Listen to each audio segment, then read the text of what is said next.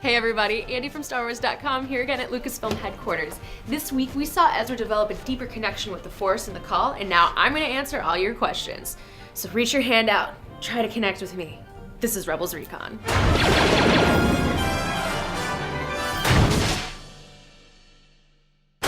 In desperate need of fuel, the rebels head to a distant refinery, only to encounter a herd of strange creatures along the way. These creatures are amazing. Who would want to shoot them? However, while following the Purgle, the crew is ambushed by mining guild ties from the refinery they're looking for. You think you can track where they came from? Maybe. Give me a minute. After a daring arrival on the refinery floor, Ezra connects with the Purgle, who then assists the crew with their mission while revealing a little secret of their own. It is true.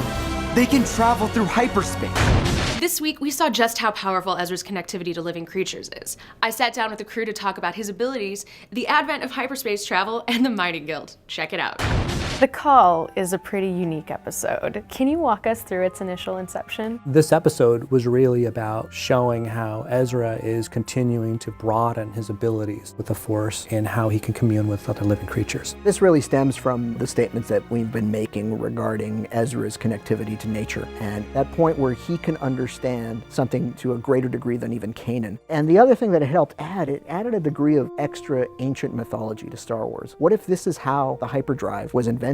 I began to think that what if the first hyperspace travel wasn't technological, but that it was, nature, and that there were creatures that people could witness that would jump to hyperspace. Ezra's natural ability to connect with other living creatures is really exhibited in this episode. Is this a skill that he's been honing deliberately, or is it just something that happens naturally? I think it's something that happens naturally, but his ability is growing. He's becoming more sensitive to the Force and how he can use it. So it's kind of an ongoing journey for him. I don't know how much he could really practice it. I think he's aware of it and it's a gift, but we haven't overplayed it. You don't want to get into this area where it's a superpower. I've never been into that aspect of it for Star Wars. The Mining Guild is briefly mentioned in The Empire Strikes Back and shown again in the novel A New Dawn. Can you provide more details about what exactly they do? We've had these corporate guilds in Clone Wars and in Episode 2, and just these vast organizations that help manage the commerce and resources of the galaxy. There's this notion that a lot of them were absorbed or wiped out by the Empire with the rise of the Empire, but the fact that the Mining Guild is specifically mentioned in Empire makes us know that that didn't happen. The Mining Guild's TIE fighters are awesome. Do they function any differently than the Imperial TIEs? The great thing about the Mining Guild TIE fighters is they have a notch cut in the stabilizers. So actually they have fantastic visibility. So you can actually see somebody coming at you from the side. Problem is because you've cut off this piece of stabilizer, they're terrible at combat. So they're great if you're going to basically be going in a straight line and shooting at something right in front of you, but if you're actually trying to hold it steady and hit something, their stabilizers are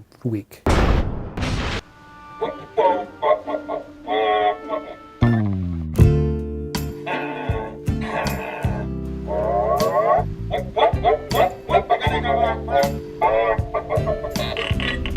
Hey, Tom. Is this your Valentine? You're right, man. She's really cute. You guys have fun.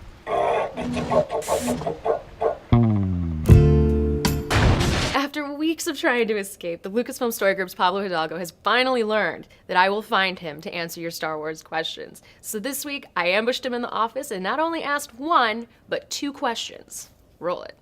I'm starting to break this guy. Hey, Pablo. Andy, good to see you. Good to see you. Welcome back. Thank you. So since you've been gone, we have two questions for you today. Okay, let's have it. Okay, the first one. Eduardo Villadao asks, we saw the crew near a black hole, so are we going to see time dilation suffered by them? You're getting science into our Star Wars, which is always kind of a weird thing. We don't know for sure whether or not the Star Wars galaxy experiences physics or time the same way our galaxy does. In Star Wars, there's like simultaneity, it's called. They have objective time. That is, someone on Tatooine can experience a Tuesday, and someone on Coruscant is experiencing that exact same Tuesday, could pick up the phone and call them. That doesn't happen in our galaxy because of relativity. The rules are different, so who knows what happens when you fly close to a star cluster like that. And our next question. Double Sith asks, so what exactly is the difference between wild space and the unknown regions? The unknown regions are an area of the galaxy where the borders are known, but it hasn't really been explored. So think of it as like a dark jungle that no one's ever gone into, whereas wild space is more like off the edge of the map where no one knows what's on the other side. Very cool. Thanks, Pablo. No problem. Got questions about the call or anything else about Star Wars Rebels? Tweet it to @StarWars using the hashtag RebelsRecon and we'll answer what we can online. Now, as your gift for making it this far, I have an exclusive preview of our next episode, Homecoming. At best, our squadron is at half strength. We're not just losing fighters, we're losing pilots faster than we can replace them.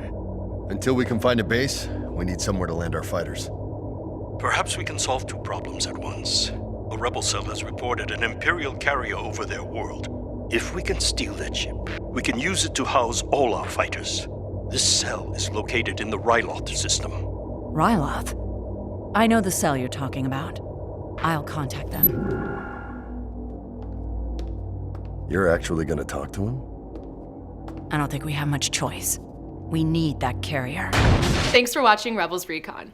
As per usual, we'll be back next week with another brand new episode. If you want to know more about the call, check out our episode guide on StarWars.com, and if you're feeling saucy, download our app while you're there. See you next week.